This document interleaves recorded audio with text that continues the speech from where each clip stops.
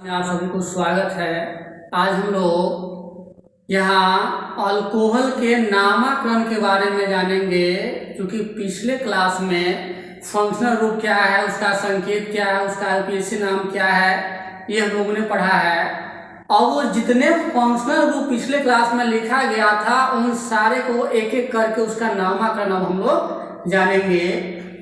तो पहले functional group के रूप में हम लोगों ने जाना कि अल्कोहल है, इसलिए अल्कोहल का नामकरण होगा।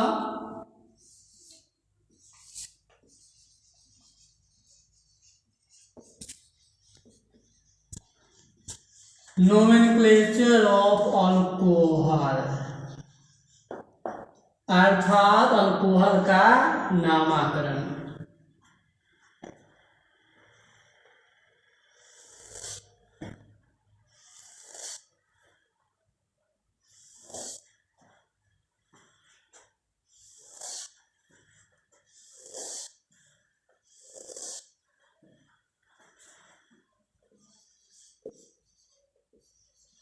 यहाँ 7 कॉलम बनाएंगे, जिसमें पहले कॉलम में क्लास हो गया, एफजी का मतलब फंक्शनल ग्रुप, यहाँ जीएफ हुआ जनरल फॉर्मूला, ये एग्जाम्पल हो गया,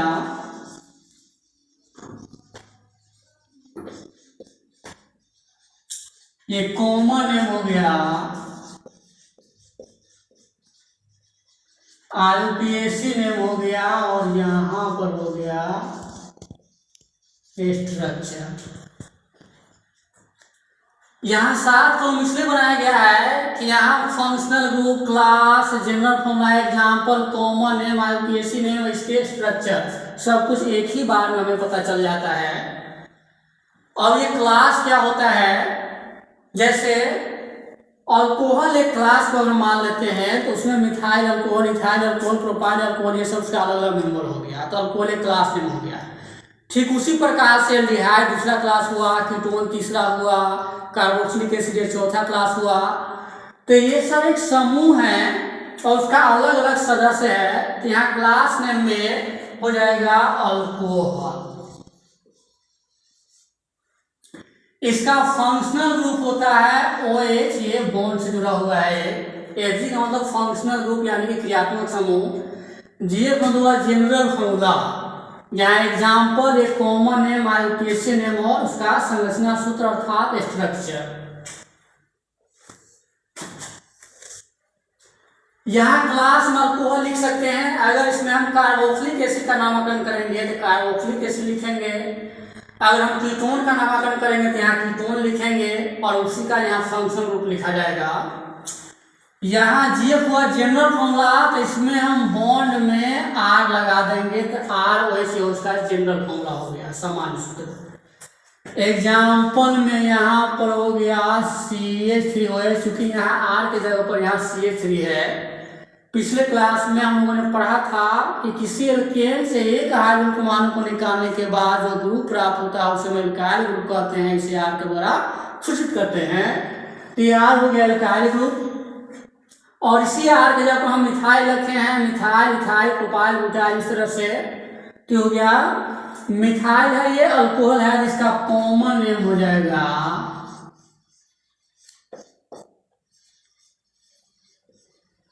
मिथाइल अल्कोहल। और यहाँ अल्कोहल का आईयूपीएसी नेम होता है एल्केनॉल। यहाँ ब्रैकेट में लिख देंगे क्योंकि जरूरी यहाँ पर इसका होगा। तो अल्कोहल का चूंकि आईयूपीएसी नेम एल्केनॉल होता है और आईयूपीएसी नेम लिखते समय इसमें कार्बन की संख्या को गिनेंगे, तो यहाँ कार्बन एक ही है, तो एक कार्बन को मीथेन कहते हैं। तो यहाँ एल्केनॉल है तो यहाँ आ जाएगा मीथेनॉल, ये मीथेनॉल हो गया। और यहाँ पर इसका स्ट्रक्चर हो गया अर्थात संरचना सूत्र। ये एक लाइन ये क्लियर हो गया। और पुनः इसको हम ढंग से समझ ले सभी आदमी। यहाँ फंक्शनल ग्रुप OH है, ये बॉन्ड OH है, इस बॉन्ड से एल्काइल ग्रुप यहाँ जुटेगा तो जनरल फॉर्मूला कहलाएगा। ये इसका उदाहरण हो गया इस R के जगह पर हम यहाँ CH3 डाले हैं, चूंकि ये मिथाइल ग्रुप है इसलिए मिथाइल अल्कोहल हुआ। ये मिथाइल ग्रुप है, अल्कोहल है, तो ये मिथाइल अल्कोहल। और इसका पीएचसी नेम एल्केनॉल होता है। तो यहाँ एक कार्बन है, तो एक को हम चूंकि एक कार्बन वाले सदस्य को मीथेन कहते हैं, तो यहाँ मीथेनॉल हो गया। अगर यहाँ 2 कार्बन होगा तो इथेनॉल होगा, 3 कार्बन होगा तो प्रोपेनॉल होगा, 4 कार्बन होगा तो ब्यूटेनॉल होगा, 5 होगा तो पेंटेनॉल होगा। कुछ और एग्जाम्पल हम लेते हैं। यहाँ फंक्शनल ग्रुप चूंकि OH है तो सब में OH ही रहेगा। ये अल्कोहल क्लास है, सब अल्कोहल ही होगा, लेकिन इसका मेंबर अलग अलग होगा। यहाँ ये सब R ही कहलाएगा, चूंकि वो मिथाइल ग्रुप हो या इथाइल ग्रुप हो या प्रोपाइल ग्रुप हो या ब्यूटाइल ग्रुप है, सब एल्काइल ग्रुप ही है और सबको हम RS से सूचित करते हैं। तो ये सेम रहेगा। अब यहाँ पर इथाइल ग्रुप डालते हैं तो C2H5OH हो जाता है, और ये इथाइल है, ये अल्कोहल है, तो इसका कॉमन नेम हो जाएगा इथाइल अल्कोहल।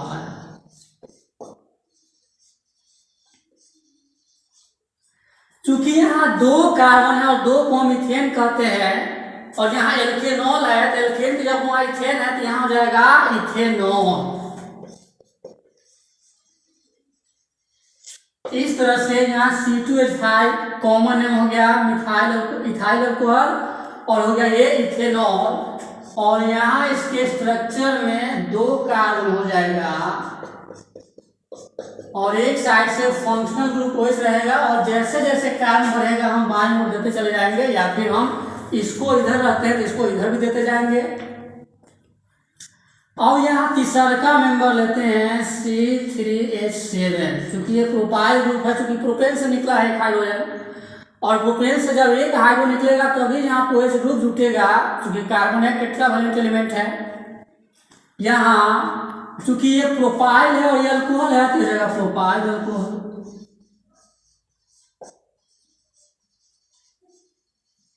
यहाँ हो जाएगा प्रोपेनॉल, और यहाँ 3 कार्बन देंगे और यहाँ OH रहेगा। इस तरह से इसका स्ट्रक्चर हो जाता है। अब यहाँ ब्यूटाइल ग्रुप रखेंगे तो ब्यूटाइल अल्कोहल हो जाएगा, यहाँ ब्यूटेनॉल हो जाएगा। पेंटाइल ग्रुप रखेंगे तो पेंटाइल अल्कोहल हो जाएगा, पेंटेनॉल हो जाएगा। तो यहाँ पर C4H9, चूंकि ब्यूटेन का फॉर्मूला होता है C4 स्टेन, और एक हाइड्रो निकालेंगे तो हमें ब्यूटाइल ग्रुप प्राप्त होगा, एल्काइल ग्रुप जिसे कहते हैं। और यहाँ OH है, ये हो जाएगा ब्यूटाइल अल्कोहल।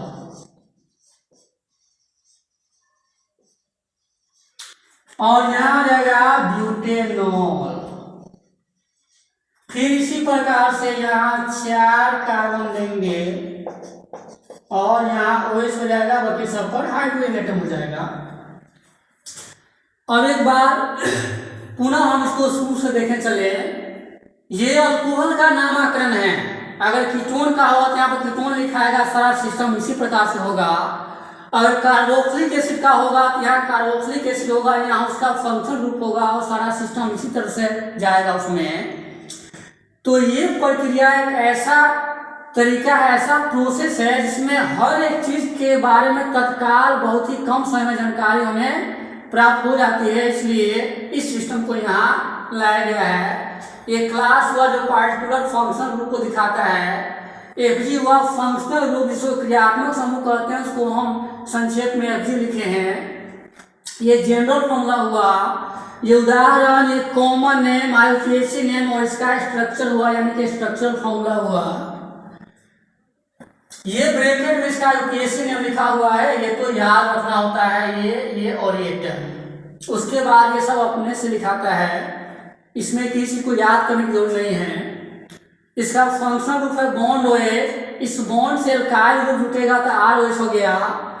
यहाँ एल्काइल ग्रुप के जगह पर अलग अलग हम वैल्यू डालते जाएंगे, मिथाइल, इथाइल, प्रोपाइल, ब्यूटाइल। तो ये मिथाइल है और ये अल्कोहल है, तो हो गया मिथाइल अल्कोहल। और यहाँ पीएसी नेम, यहाँ चूंकि ब्रैकेट में लिखा हुआ है एल्केनॉल होता है, और आईयूपीएसी नेम लिखते समय हम कार्बन की संख्या को गिनते हैं। यहाँ एक ही कार्बन है और चूंकि एक कार्बन वाले सदस्य को मीथेन कहते हैं तो यहाँ रहेगा मीथेनॉल। यहाँ 2 है तो इथेनॉल, 3 है तो प्रोपेनॉल, 4 को ब्यूटेन कहते हैं तो यहाँ ब्यूटेनॉल, चूंकि यहाँ ओएल लगा हुआ है। चूंकि इथाइल ग्रुप है, अल्कोहल है तो इथाइल अल्कोहल है, प्रोपाइल है तो प्रोपाइल अल्कोहल है, ब्यूटाइल है तो ब्यूटाइल अल्कोहल, आज कृष्ण हो गया ब्यूटेनॉल। तो इस तरह से हम आगे अगर पेंटाइल ग्रुप रखते हैं तो पेंटाइल अल्कोहल हो जाएगा, पेंटेनॉल हो जाएगा, हेक्साइल अल्कोहल हो जाएगा, हेक्सेनॉल हो जाएगा, फिर हेप्टेनॉल होगा, ऑक्टेनॉल होगा, नोनेनॉल होगा, डिकेनॉल होगा। और इसमें विशेष करके 10 कार्बन तक ही रखते हैं। अगर 10 से ज़्यादा भी जाता है वो भी कंपाउंड बनेगा, लेकिन वो 10 से ज़्यादा होने पर वो ब्रांच में बंट जाता है, जिसको अलग अलग कॉन्स्टिट्यूएंट के रूप में हम लोग लेते हैं। और पेरेंट हाइड्रोकार्बन विशेष करके 10 तक ही लेते हैं, इसलिए यहाँ 10 तक रखना ही उचित होगा। तो इस तरह से अल्कोहल का नामकरण किया जाता है। अब फिर अभी हम लोग ठीक इसी प्रकार से दूसरे कंपाउंड का नामकरण करेंगे।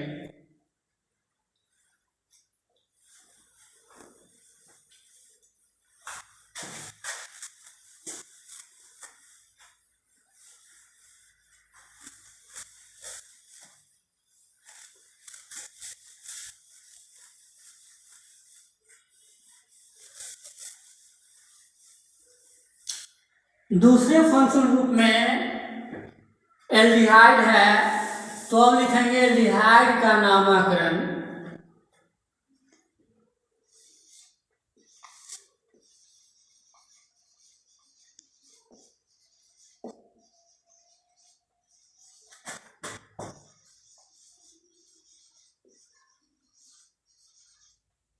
नोमेनक्लेचर ऑफ एल्डिहाइड अर्थात एल्डिहाइड का नामकरण। फिर उसी प्रकार से यहाँ हम 7 को बनाएंगे।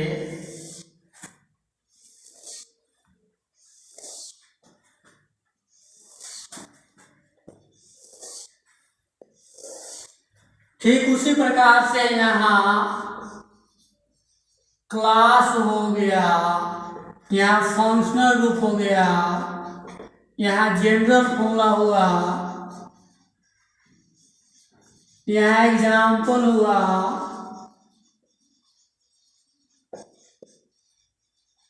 ये कॉमन नेम हो गया, आरपीएससी नेम हो गया, ये स्ट्रक्चर हुआ अर्थात संरचना।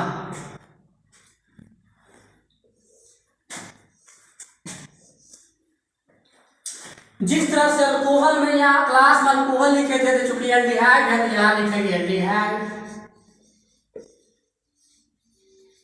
इसका आरपीएससी नाम होता है एल्केनल। यहाँ ये ध्यान देना है कि उसमें ओएल था, इसमें एल है अंत में। एल्डिहाइड का आरपीएससी नाम होता है एल्केनल।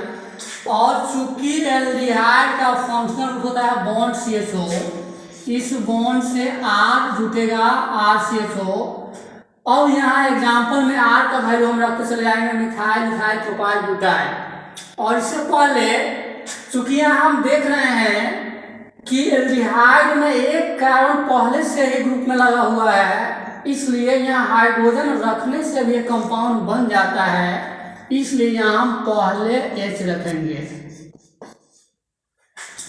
अब ये ध्यान देना है कि जब H रखे हैं तो कंपाउंड बन गया, तो जब H रखेंगे उस कंपाउंड का नाम FOR से शुरू होगा, और जब CH डालेंगे तो ACE से चालू होगा।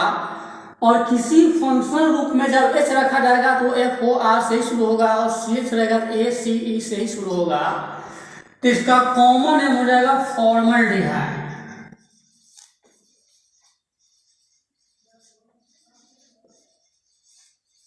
ये हो गया फॉर्मल्डिहाइड। आईपीएससी नेम लिखते समय हम इसमें कार्बन की संख्या को गिनेंगे, और एक ही कार्बन है, और चूंकि इसका आईपीएससी नाम है एल्केनल, और एक कार्बन वाले को हम मीथेन कहते हैं, इसलिए इसका आईपीएससी नाम हो जाएगा मीथेनल।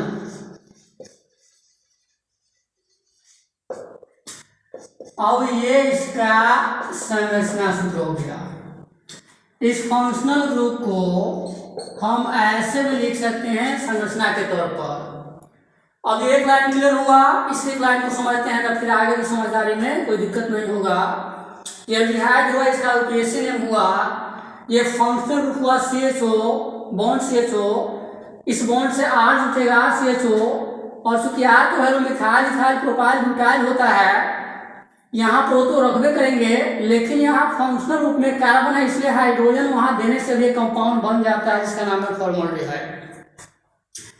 तो यहाँ जब हाइड्रोजन देंगे तो जब किसी फंक्शनल ग्रुप में जब हम H डालते हैं तो FOR से जनरली शुरू होता है, तो हो जाएगा फॉर्मल्डिहाइड।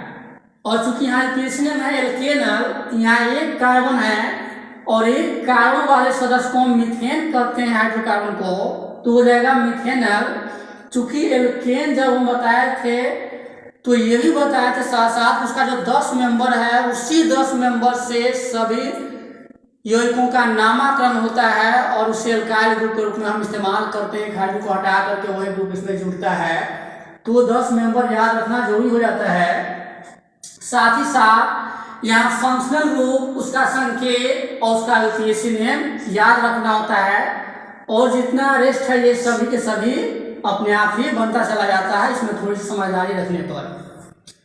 तो यहाँ जब H रखेंगे तो फॉर्मल्डिहाइड, अब यहाँ R के जगह पर CH3 डालते हैं, तो जब CH3 डालेंगे तो ACE से चालू होगा, ये हो गया एसिटल्डिहाइड।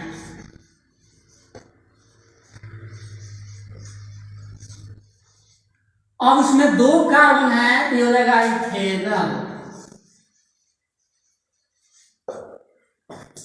अब इसका संरचना सूत्र हो जाएगा, अंत में तो फंक्शनल ग्रुप रहेगा ही, और बाएं में इधर कार्बन बढ़ते चला जाएगा, उसके चारों ओर हाइड्रोजन बढ़ते चला जाएगा।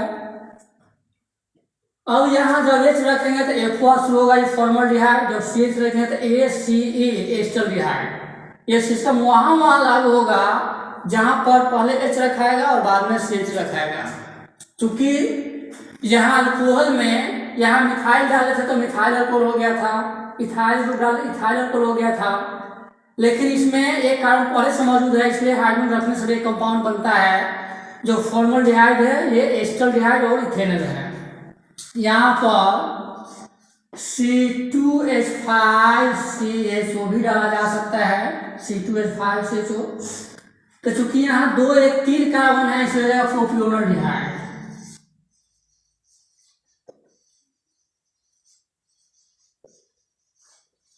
प्रोपियोनल्डिहाइड यहाँ आ जाएगा प्रोपेनल। अब फिर इधर यहाँ 2 कार्बन 1 कार्बन तो यहाँ फंक्शनल ग्रुप में ही है,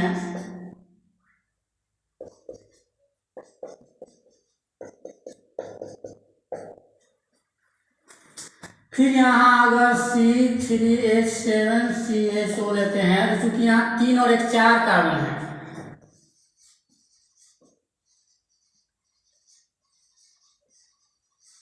ये हो गया ब्यूटेनल्डिहाइड और यहाँ हो जाएगा ब्यूटेनल, और इसी प्रकार से आगे इसमें संरचना सूत्र खिंचाएगा। तो जहाँ H डालेंगे तो फॉर्मल्डिहाइड मिथेनल, चूंकि यहाँ 1 कार्बन है, CH3 तो ये CE से चालू होगा एसिटल्डिहाइड इथेनल।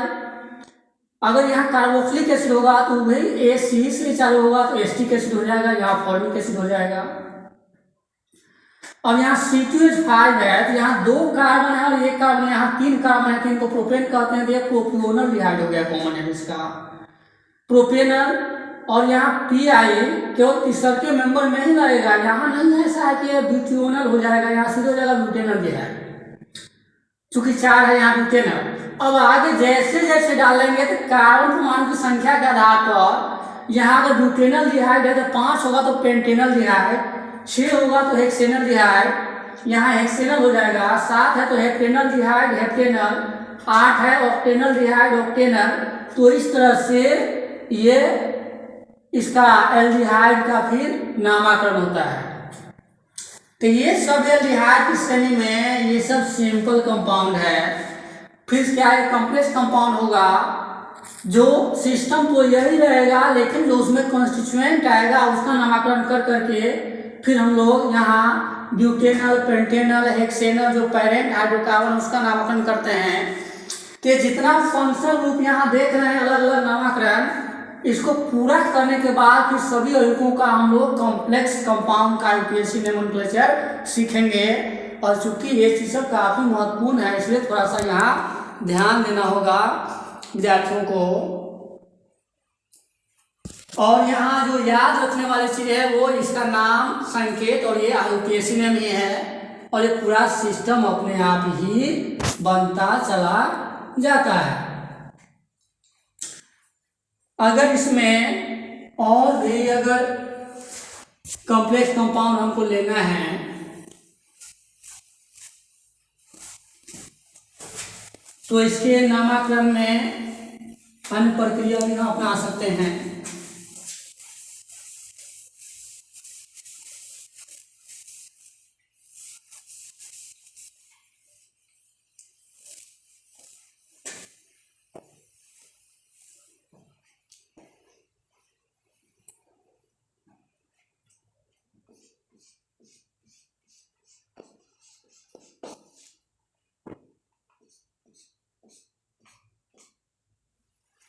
ये भी एक कंपाउंड है। अगर यहाँ पर हम कोई कॉन्स्टिट्यूएंट डाल देते हैं तो ये भी एक कंपाउंड है। इसको हम ऐसे भी लिख सकते हैं,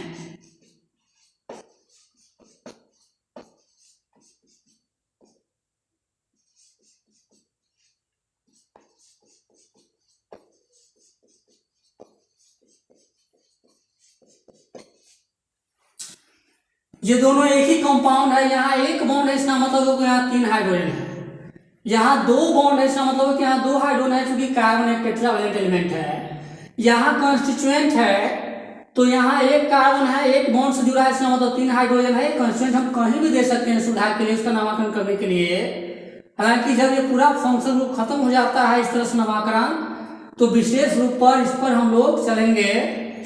फिर अभी एक एग्जाम्पल ले लेते हैं, विद्यार्थियों के कन्फ्यूजन हो जाता है कि अगर 10 से कार्बन ज़्यादा जाएगा तो क्या होगा, कॉन्स्टिट्यूएंट आएगा तो क्या होगा, इसलिए 2 मिनट समय यहाँ लेकर के हम बता देना चाह रहे हैं। यहाँ 2 बॉन्ड है, इसलिए 2 हाइड्रोजन है। इस कंपाउंड को ऐसे भी लिखा जा सकता है, इसी कंपाउंड को